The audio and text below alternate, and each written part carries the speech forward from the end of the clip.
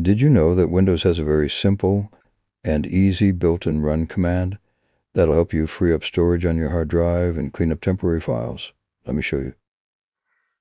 You can either do the Windows key and the R key on your keyboard to open the run command, as so, or you can right-click on the Start menu and click on Run, and you're going to type this in as follows: clean mgr, all one word, and you're going to hit OK.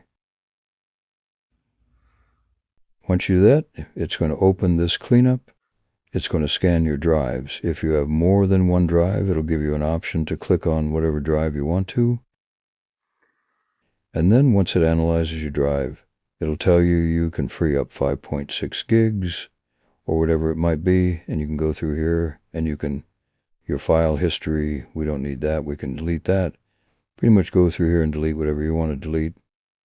And if you're one where you're always seeing the red bar on your C drive or even your D drive, and you can't figure out why you don't have any free storage, this is the tool you want to use.